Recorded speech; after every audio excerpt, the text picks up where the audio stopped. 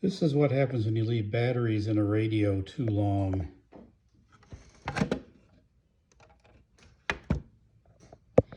Gonna be a long restoration. Look inside, we got a lot of corrosion.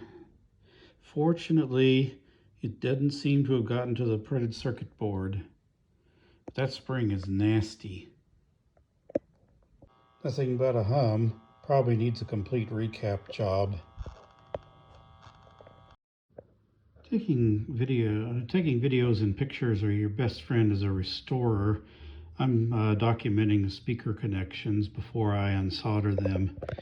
There's also a little switch over here that I'll need to unsolder because getting to the screws is going to be too difficult without it.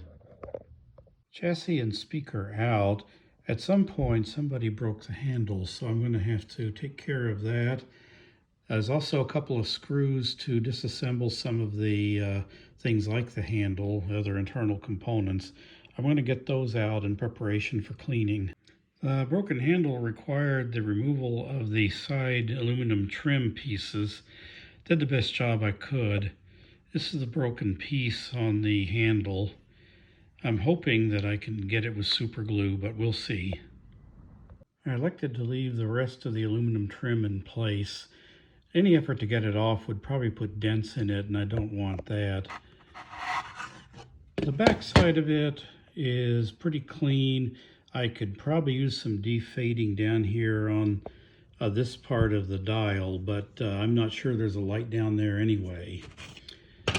As for the chassis, I'm going to have to do a complete chassis disassembly so that I can get to the back of the PC board. The back of the PC board looks to be in pretty good condition, so once I get the chassis off, I should be able to take care of those caps. I am going to have to restring the dial because I'm going to have to take the dial string off in order to get to the back side of the PC board. Pictures like this are a big help. You always close the capacitor plates completely unless directed to do elsewise in a manual of some sort, but since I don't have a manual, I'm just going to have to wing it. It helps to count turns. I count 3 on the shaft. And this is interesting. They just tangle the pointer with the string. Simple but effective. And I'll have to take more pictures once I get this plastic off so I can see what it's doing with the dial pulley. The AM/FM switch comes through the PC board. I'm just going to leave those two pieces hooked together. Okay, with the dial switch out, you can see the pulley. So I've gotten good photographs of this so that I know exactly how to put it back on. There is some little spring right there. I have to be extremely careful of it because it's implemented with just a plastic cord. It's a very interesting construction. Also take note of a little spring and a ball that was on the band switch, and it goes right into a hole. Let's see what it does. It's not really a spring. It just holds the pointer so it doesn't hit the inside plastic. The dial pulley just slides right up with a screwdriver. The screws are out, but the PC board is still firmly attached. I'm going to have to document these antenna connections with a good photograph before I unsolder it, because I think it's going to be easier to restore the radio separate from that ferrite bar once I get down to the PC board. I want to be careful when I'm pulling this ferrite bar because they're fragile and can break. However, I have extras if I do. The board is kind of loose, but it's pesky because it's soldered to the power transformer, and the power transformer can't move with the board because of 2 screws coming in from the opposite side. I'm in a quandary as to whether to desolder the wires or just take it apart, and I'm leaning strongly towards just unsoldering the wires. But to do that, more photographs. 50-year-old foam and tape, and unfortunately I'm losing the serial number. I hope this doesn't void my warranty. It looks like one of the easiest wires to get to first is the positive battery wire. So I'm going to do that, and then I'm going to keep going from there. I don't have to disconnect these, but I've already got a yellow wire that's come loose. This is why you take photographs. I should be able to see where that wire came from. Now there are two wires loose. I should be able to see where they came from the earlier photographs. Next to go, transformer ground and battery ground, and I can see already that the black battery ground wire has contributed to some problems on the PC board, so I'm going to have to clean that solder off and resolder that really well. Transformer is loose, but there's still a couple of screws I'm going to have to take out that are deeply recessed onto the chassis in order to complete the disassembly here.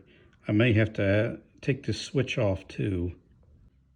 Early attempts at electrical safety included a ceramic cap from one of the AC phases to ground on the PC board. I may have to unsolder this green ceramic cap before I can take this entire transformer assembly loose. And the red wire switches between battery and AC, so that will have to come off too. And this orange wire is also involved in this transformer assembly, so it has to be removed too. The transformer assembly is finally loose. I have discovered that the tuning capacitor is mounted separately from the board. I've already taken out the two screws, but there's probably a gasket in there which has welded itself to the plastic, so I'm going to have to try to pry. Well, I found the gasket, and it's not on the tuning capacitor. Somebody glued it to the inside of the back cabinet.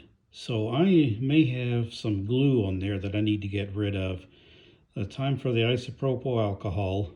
One wire went to the positive terminal of the battery, and it goes to a small ceramic cap. These two wires come through a hole to this switch, so I'm going to have to unsolder them. Things to disassemble here. The I don't want to know what you call it, the tuning shaft. I'm going to take it out and re-lubricate it. The positive battery terminal. There's a negative battery terminal that'll have to be soaked.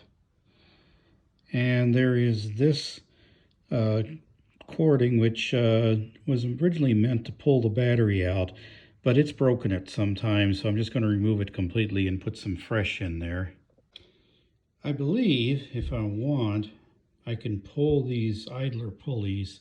I think it's a pin that's pressed into the plastic. It's probably a good idea to do that because I'm going to submerge all of this and wash it very carefully. And I want just plastic. I don't want any metal parts when I do that. With the exception of the aluminum on the front, which I have to leave because if I start bending those tabs, I'm going to bend up the decorative aluminum. The perfect mate, super glue and baking soda. I put a little bit of glob of super glue on this paper and a little bit of baking soda. Next, I'm going to mix them together. Now, this takes the normal short drying time of super glue and makes it ridiculous, so I'm going to have to stop and actually use it. And that's it, maybe 30 seconds at most. I ran it into all the cracks of this broken handle, and I'm going to sand it off nice and smooth when it's a little drier. Another use for baking soda in the lab, this battery clamp that has white corrosion on it. Put it in. I'm going to put some baking soda in. Do a little kitchen chemistry here. And we're going to soak it in water.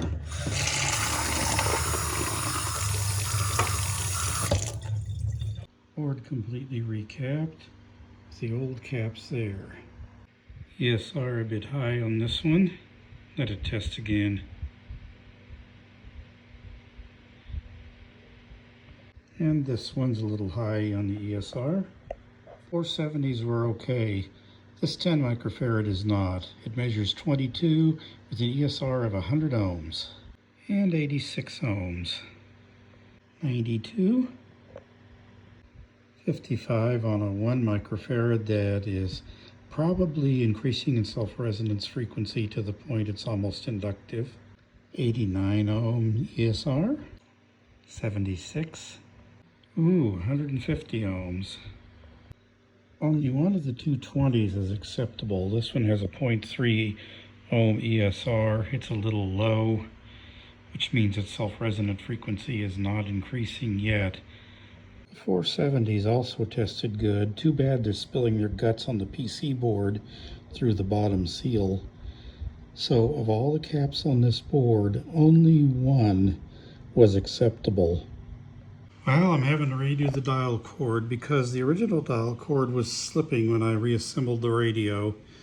Where it goes over the tuning shaft, it was threadbare and it wasn't making enough friction. Darn shame. I hate to have to redo the dial cord. It's a pain.